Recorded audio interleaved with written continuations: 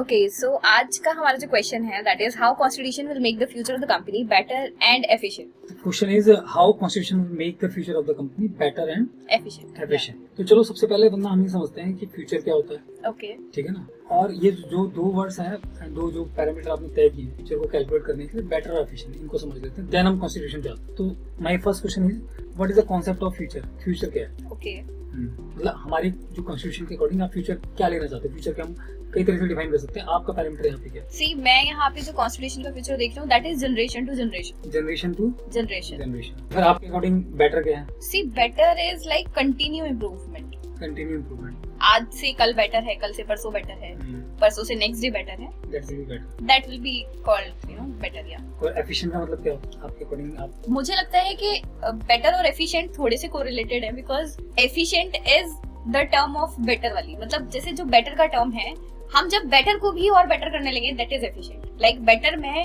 जैसे आज से कल में जो बेटर हुआ है उसका जो डिफरेंस है उसको हम नेक्स्ट डे कैसे इम्प्लीमेंट कर सकते हैं कि वो एफिशिएंट हो। देखो फ्यूचर वाली डेफिनेशन से सेटिस्फाइड हूं। जनरेशन टू जनरेशन कंपनी के लिए परफेक्ट है, बाकी फ्यूचर की और डेफिनेशंस होती हैं उसमें मतलब नहीं है। बेटर का मतलब continuous improvement, that will be accepted. लेकिन जो एफिशिएंट है ना उसको थोड़ा सा डिफाइन कर लेते हैं डिटेल में। एफिशिएंट का मतलब होता है, इसको हम थोड़ा टेक्निकल लैंग्वेज में ले जाते हैं। ठीक है। एफिशिएंट का मतलब होता है minimum input and maximum output. कम से कम एफर्ट में ज्यादा से ज्यादा रिजल्ट जी, ये हो गया एफिशिएंट। आप कम काम कर रहे हैं, रिजल्ट आप ज्यादा ला रहे हैं, तो आप एफिशिएंट हैं। कॉन्स्टिट्यूशन हमारे जनरेशन टू जनरेशन इंप्रूवमेंट किस तरह से करेगा कि हम ज्यादा एफिशिएंट हो जाए। ओके, एक्चुअल क्वेश्चन ये बन रहा है। हाँ जी। तो कॉन्स्टिट्यूशन ही ये कर पाएगा। क्यों कर पाएगा, इस पर हम बात कर लेते हैं। कैसे कर पाएगा? क्योंकि जब हम किसी की कंटिन्यूअस इंप्रूवमेंट की बात करते हैं तो हमने हमारा जो लास्ट रिजल्ट था, हमारा जो लास्ट एफर्ट था, उसको हमें ध्यान में रखना पड़ेगा। ओके। और हमें उस पर फिर इम्प्रूवमेंट के लिए एक रिसर्च करते हुए, अपनी लर्निंग करते हुए,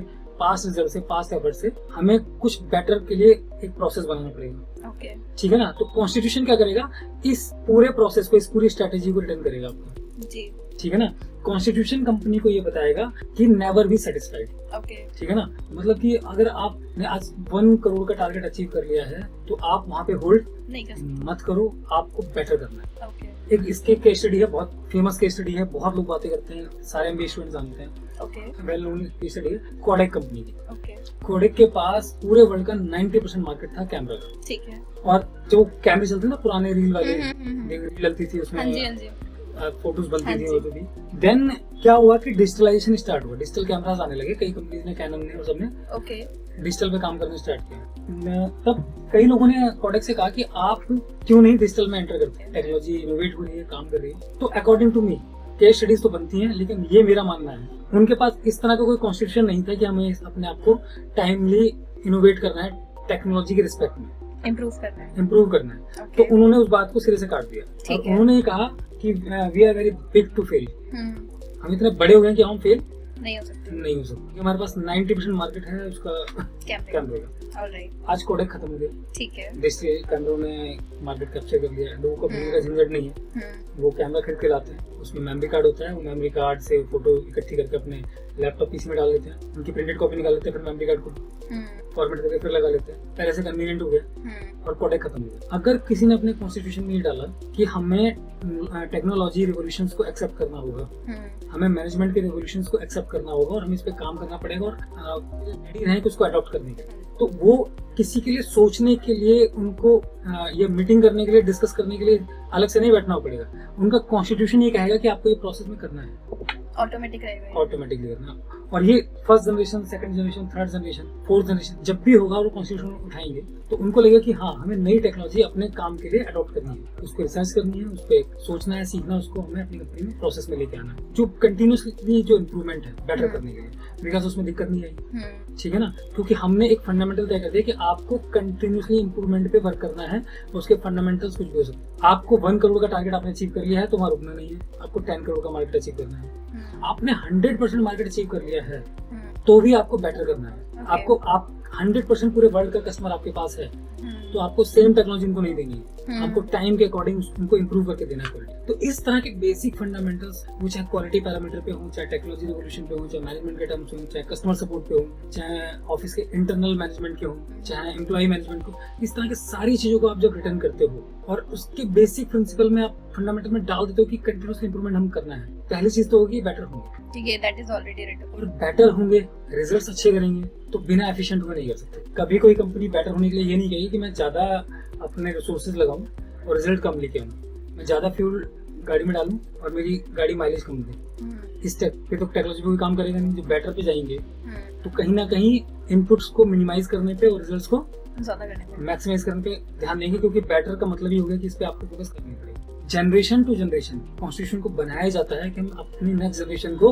अपना एक्सपीरियंस, अपनी सोच और अपने फंडामेंटल्स दे सकें। हाँ, उनको न्यूटन की तरह जीरो से स्टार्ट ना करना पड़े, उन्हें आइंस्टीन की तरह हमारे आगे सोचना पड़े कि आगे बिजनेस को कैसे ले जाना। जो हमारी पुरानी जनरेशन थी, उन्होंने किन चैलेंजेस को फेस किया, उस चैलेंजेस के उन्होंने सॉल्यूशंस उस टाइम पे क्या निकाले, किस फंडामेंटल में निकाले थे, और वो सॉल्यूशन आज के अकॉर्डिंग कितने प्रिपेयर्ड है या नहीं है। तो ये बेसिक है कि एक्चुअल में कॉन्स्टिट्यूशन के बिना आप फ्यूचर में बेटर रिजल्ट नहीं दे सकते। ओके। हाँ, क्योंकि सपोज हम इसका जस्ट सपोज ही सोचते हैं, हम कुछ रिटर्न नहीं कर रहे, कुछ कॉन्स्टिट्यूशन नहीं बना रहे, आज हम लोग काम कर रहे हैं कंपनी में, हम नए चैलेंजेस कर रहे हैं, फेस कर रहे हैं, सब कुछ है, हम लोग प्रैक्टिकली सॉल्यूशन निकाल के चलो अपने रिजल्ट भी ला रहे हैं जैसे से, सब कुछ कर रहे हैं। लेकिन जिस दिन हम लोग रिटायर होंगे और हमारी नेक्स्ट जनरेशन हमारे को से काम अपनी नॉलेज ट्रांसफर करेगी, तो हम क्या बताएंगे? कुछ वर्बली बता देंगे, हाँ जी भी ऐसे करा करो, ऐसे करो, कुछ बेसिक फंडास बता देंगे जितना हमारे दिमाग में आएगा। कई दिनों तक उन्हें बार बार हमें फोन करना पड़ेगा, अरे ऐसी प्रॉब्लम ही आप क्या करते थे, इनके समय इस दुनिया से चले गए। तो फिर वो या तो दूसरों की बुक्स पढ़ेंगे या फिर खुद प्रैक्टिकली निकालेंगे। हो सकता है कि वो प्रैक्टिकल हमारे बराबर हो या हमसे भी नीचे हो, मे भी हमसे ऊपर हो सकता है सर्टेन केस। लेकिन कॉन्स्टिट्यूशन रहने का मतलब ये है कि वो हार्ड कोर हम एक लेवल क्रिएट कर देंगे कि उससे नीचे गिरना नहीं है। जाना है तो उससे ऊपर जाने का ऑप्शन है, या उस लेवल पे आप रह सकते हो, उससे नीचे नहीं गिरेगा। और जब आप उस कॉन्स्टिट्यूशन में बेटर होने के फंडामेंटल्स को भी अच्छी तरीके से फिट कर देते हैं कि बेटर होना उस कॉन्स्टिट्यूशन की नीड हो जाएगी, तो बेटर होना अपने आप में एक प्रोसेस होगा कि वो होना ही है, वही तरीका है, वही उनको काम करना, वैसे ही करना। तो मेरे ख्याल से समझ में मेरा क्या कहना चाहता हूँ। तो कॉन्स्टिट्यूशन के बिना तो नेक्स्ट जनरेशन को आप गाइड ही नहीं कर सकते। बेटर की और एफिशिएंट की बात अलग है, आप कॉन्स्टिट्यूशन फ्यूचर को नहीं कर सकते। हाँ, उसमें आप बेटरमेंट के फंडामेंटल्स डालते हो तो बेटर ज्यादा अच्छे से हो सकता है। वेलोसिटी के अकॉर्डिंग एक्सेलरेशन होगा कि हम अपनी बेटरमेंट को भी बेटर करते चले जाए। हमने ये सुधार किया था, अब इस सुधार में और क्या अच्छा सुधार कर सकते हैं। That is the process of being efficient.